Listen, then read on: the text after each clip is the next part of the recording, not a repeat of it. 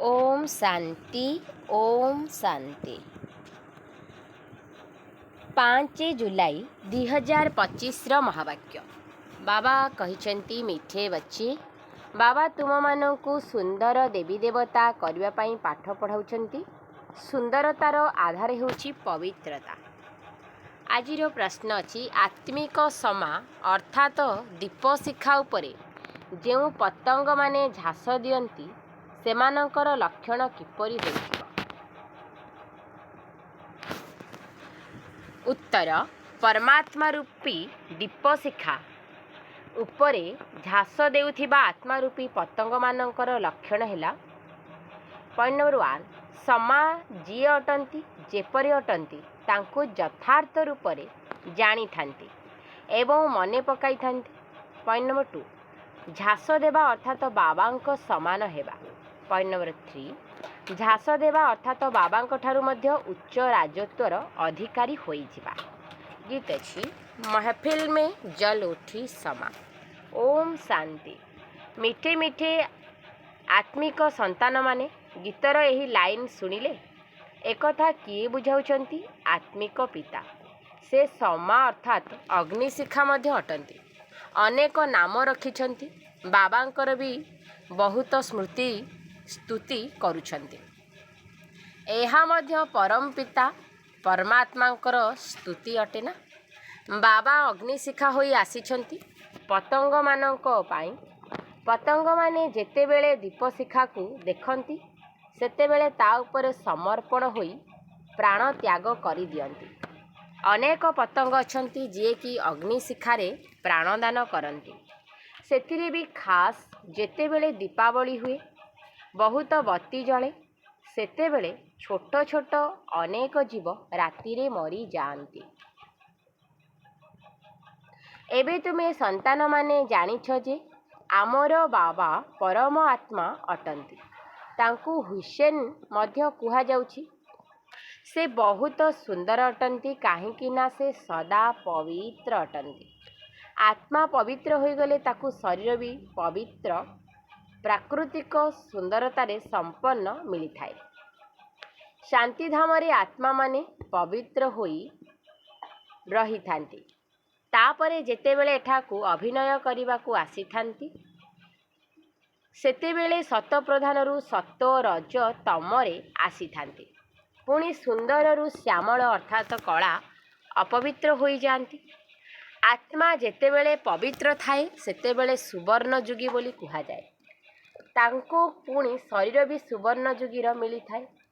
दुनिया भी पुराना एवं नुआ हुए। सेही सुंदर परम पिता परमात्मा जहाँकु भक्ति मार्गरे डाकुछंती हे शिव बाबा सेही निराकार परम पिता परमात्मा आसीछंती आत्मा मानंकु अपवित्ररु पवित्र सुंदर करिबाकु। एपरि नुहे आजिकाली जीए बहुत सुंदर तांकर आत्मा पवित्र अटे ना। जदिओ शरीर सुंदर तथापि आत्मा तो पतित अटे ना। बिलातरे केते सुंदर मनुष्य अछंती जानिछ। एही लक्ष्मी नारायण हेउछंती सत्ययोगी सुंदर एवं एठारे अछि नरकर सुंदरता। मनुष्य एसबु कथा जानि नाहंती। पिलामानंकु ही बुझा जाउछि एहा हेउछि नरकर सुंदरता। आमे वर्तमान स्वर्ग पाई स्वतः सुंदर हेउछु। 21 जन्म पाई एही परी सुंदर हेबु। एठाकार सुंदरता तो गोटिए जन्म पाई अटे। बाबा एठाकु आसीछंती सारा दुनियार मनुष्य मात्र को कौन सारा दुनिया को भी सुंदर करुछंती। सत्ययुग नुआ दुनिया रे सुंदर देवी देवता माने ही थिले। सेपरी हेबा पाई तुमे एबे पढ़ुछ। बाबांकु अग्निशिखा मध्य कुहा जाउछि। परंतु से परमात्मा अटंती। जेपरी तुमको आत्मा कहउछंती सेपरी तांकु परमात्मा कहउछंती। तुमे माने बाबांकर महिमार गायन करुछ। बाबा पुणी पिला मानंकर महिमा करुछंती। तुमको एपरी करुछि जहा कि मो ठारू भी तुमर पद उच्च हेउछि। मु जिए जेउ भली मु जेउ परी पाठ करुछि एकथा अन्य केही जानि नाहंती। एबे तुमे संतान माने जानिछ किपरि आमे आत्मा माने अभिनय करिबा पई परम धामरू आसीछु। आमे शूद्र कूଳରେ थिलु, तापरे पुणी वर्तमान ब्राह्मण कूलକୁ आसीछु। ଏହା ମଧ୍ୟ ତୁମର ବର୍ଣ୍ଣ ଅଟେ। ଅନ୍ୟ କୌଣସି ଧର୍ମାବଲମ୍ବୀମାନଙ୍କ ପାଇଁ ଏହି ବର୍ଣ୍ଣ ନୁହେଁ, ତାଙ୍କର ବର୍ଣ୍ଣ ନଥାଏ। ତାଙ୍କର ତ ଗୋଟିଏ ବର୍ଣ୍ଣ ଖ୍ରୀଷ୍ଟିଆନ ହିଁ ରହିଆସିଛି। ହଁ, ସେଥିରେ ମଧ୍ୟ ସତ୍ଵ ରଜ ତମ ଦେଇ ଆସିବାକୁ ହୁଏ।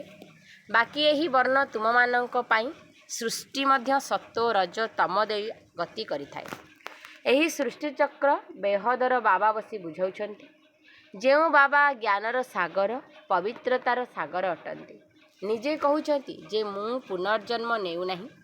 ଯଦିଓ ଶିବ ଜୟନ୍ତୀ ମଧ୍ୟ ପାଳନ କରୁଛନ୍ତି, ପରନ୍ତୁ ମନୁଷ୍ୟମାନଙ୍କୁ ଏହା ଜଣା ନାହିଁ ଯେ ସେ କେବେ ଆସିଥାନ୍ତି।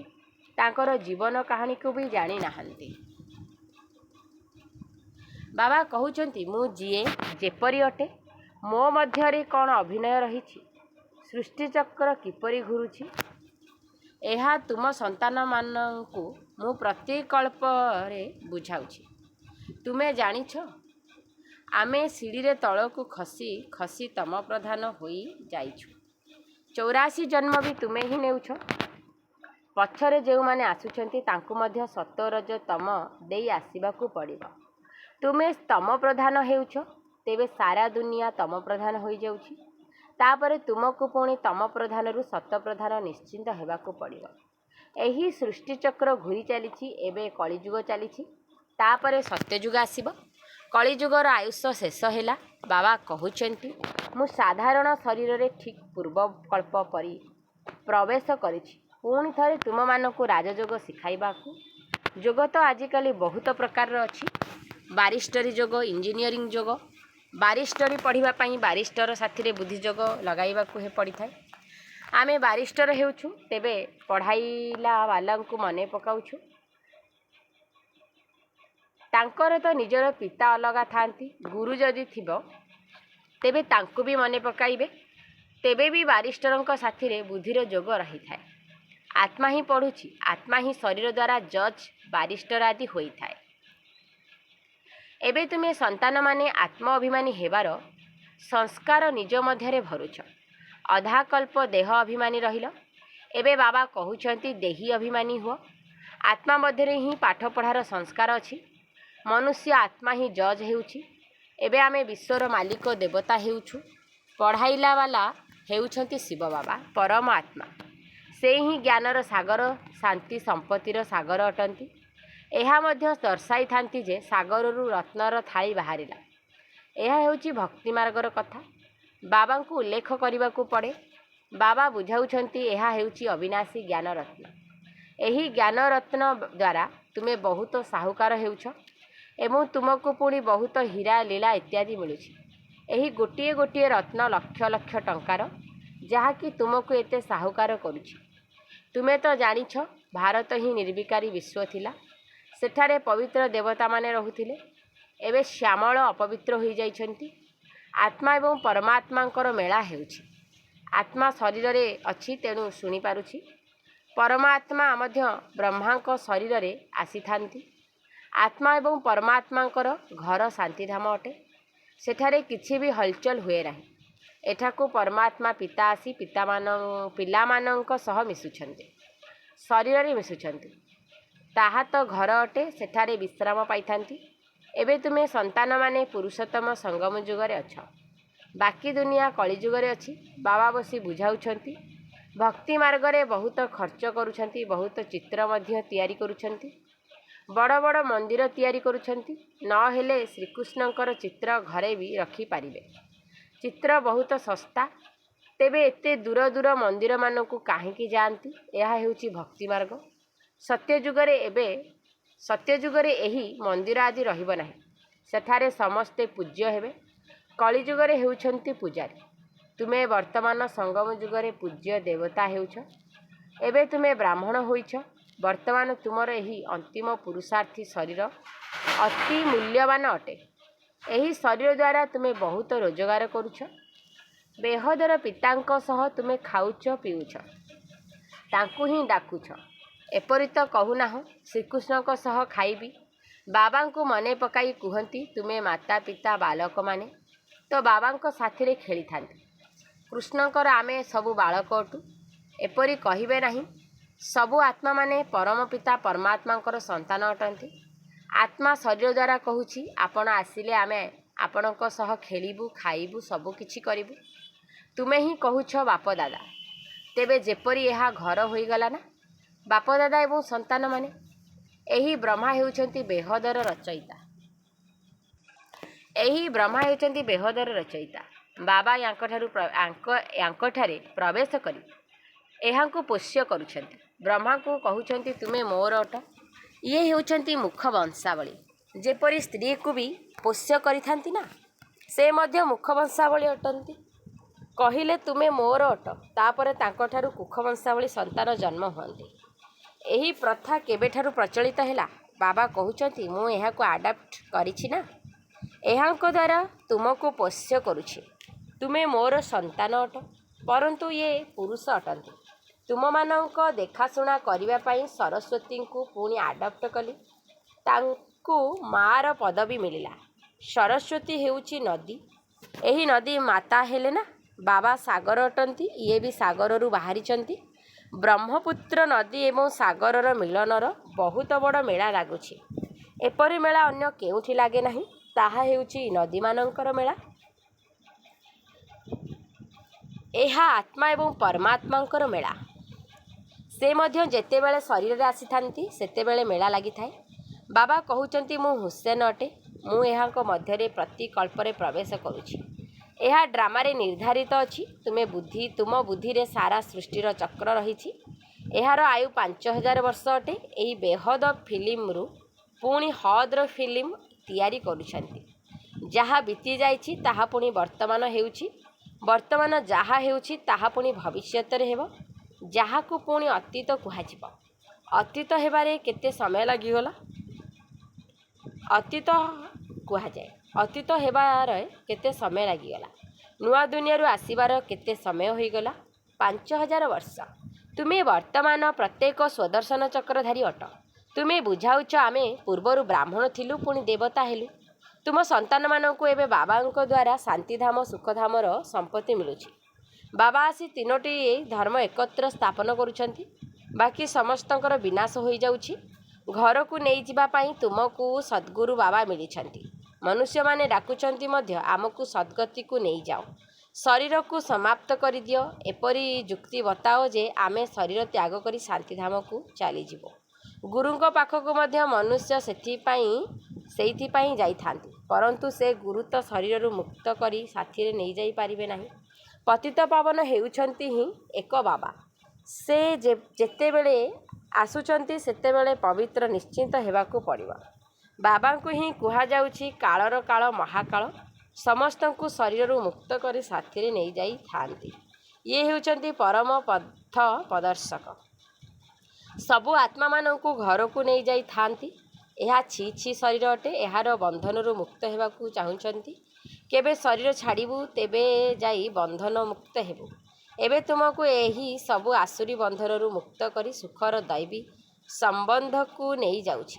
ତୁମେ ଜାଣିଛ ଯେ ଆମେ ସୁଖଧାମକୁ ଆସିବୁ ଭାୟା ଶାନ୍ତିଧାମ। ତାପରେ ଦୁଃଖଧାମକୁ କିପରି ଆସୁଛୁ, ଏହା ବି ତୁମେ ଜାଣିଛ। ବାବା ଆସୁଛନ୍ତି ଶ୍ୟାମଳରୁ ସୁନ୍ଦର କରିବାକୁ। ବାବା କହୁଛନ୍ତି, ମୁଁ ତୁମର ବିଶ୍ୱସ୍ତ ପିତା ମଧ୍ୟ ଅଟେ। ପିତା ସର୍ବଦା ଆଜ୍ଞାକାରୀ ହୋଇଥାନ୍ତି। ପିଲାମାନଙ୍କର ବହୁତ ସେବା କରିଥାନ୍ତି। ଖର୍ଚ୍ଚ କରି ପାଠ ପଢ଼ାଇ ତାପରେ ସବୁ ଧନ ସମ୍ପତ୍ତି ପିଲାମାନଙ୍କୁ ଦେଇ ନିଜେ ଯାଇ ସାଧୁମାନଙ୍କ ସଙ୍ଗ କରିଥାନ୍ତି। ନିଜଠାରୁ ବି ପିଲାମାନଙ୍କୁ ଶ୍ରେଷ୍ଠ କରିଥାନ୍ତି। ଏହି ବାବା ବି କହୁଛନ୍ତି, ମୁଁ ତୁମକୁ ଡବଲ ମାଲିକ କରୁଛି। ତୁମେ ବିଶ୍ୱର ବି ମାଲିକ ଏବଂ ବ୍ରହ୍ମାଣ୍ଡର ବି ମାଲିକ ହେଉଛ। ତୁମର ପୂଜା ମଧ୍ୟ ଡବଲ ହେଉଛି। ଆତ୍ମା ରୂପରେ ମଧ୍ୟ ପୂଜା ହେଉଛି। ଦେବତା ବର୍ଣ୍ଣରେ ମଧ୍ୟ ପୂଜା ହେଉଛି। ମୋର ତ କେବଳ ଶିବଲିଙ୍ଗ ରୂପରେ ପୂଜା ହେଉଛି। ମୁଁ ତ ରାଜା ହେଉନାହିଁ। ତୁମର କେତେ ସେବା କରୁଛି। ଏପରି ବାବାଙ୍କୁ ତୁମେ କାହିଁକି ଭୁଲି ଯାଉଛ? ହେ ଆତ୍ମା, ନିଜକୁ ଆତ୍ମା ଭାବି ମୋତେ ମନେ ପକାଅ। ତେବେ ତୁମର ବିକର୍ମ ବିନାଶ ହେବ। ତୁମେ କାହା ପାଖକୁ ଆସିଛ? ପ୍ରଥମେ ବାବା, ତାପରେ ଦାଦା, ଏବେ ପିତା ହୋଇଛନ୍ତି, ତାପରେ ଗ୍ରେଟ୍ ଗ୍ରେଟ୍ ଗ୍ରାଣ୍ଡଫାଦର ଆଦିଦେବ ଆଡମ ହେବେ। କାହିଁକି ନା ବହୁତ ବଂଶାବଳୀ ହେଉଛି ନା। ଶିବ ବାବାଙ୍କୁ କେହି ଗ୍ରେଟ୍ ଗ୍ରେଟ୍ ଗ୍ରାଣ୍ଡଫାଦର କହିବେ କି?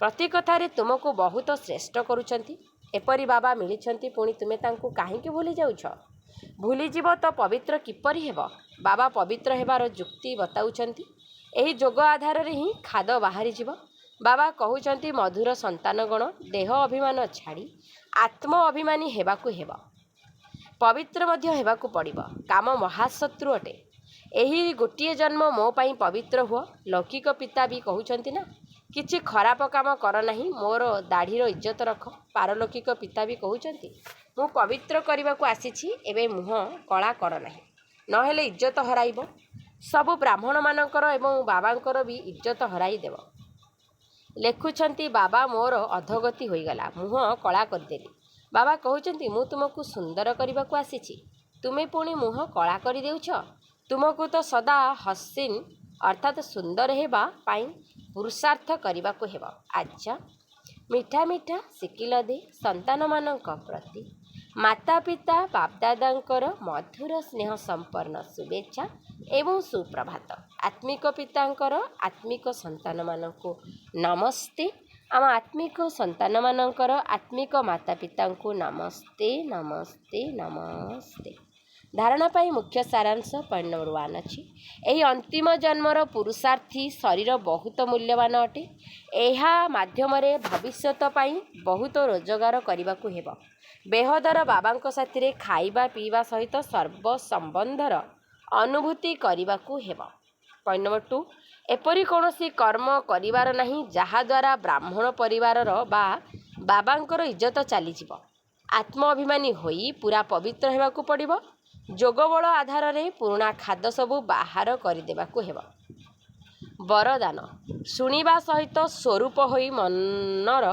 मनोरंजन द्वारा सदा शक्तिशाली आत्मा हुआ शुणिबा सहित स्वरूप होई मनर मनोरंजन द्वारा सदा शक्तिशाली आत्मा हुआ प्रतिदिन मन भितर निज प्रति हेउ बा अन्य मानक प्रति हेउ उमंग उत्साह द्वारा संकल्प उत्पन्न कर निजे मध्य सेही संकल्पर स्वरूप होई जाओ एवं अन्य मानकर सेवारे मध्य लगाओ तेबे निजर जीवन मध्य सदाकाल पाई उत्साहपूर्ण होइजिव एवं तुमे अन्य मानक पाई मध्य उत्साहदाता होइजिव जेपरि मनोरंजन पाई भिन्न भिन्न कार्यक्रम सबू करिथांती सेहीपरि तुमे माने मध्य प्रतिदिन निजर मन पाई मनोरंजन कार्यक्रम प्रस्तुत कर जहाँ शुणुच ता स्वरूप होई जाओ ताहा द्वारा शक्तिशाली आत्मा होइजिव स्लोगान अन्य मानकु परिवर्तन करने पूर्वर निजको परिवर्तन करिदियो यह ही बुद्धिमानी अटे अन्य मानकु परिवर्तन करने पूर्वर निजको परिवर्तन करिदियो यह ही बुद्धिमानी अटे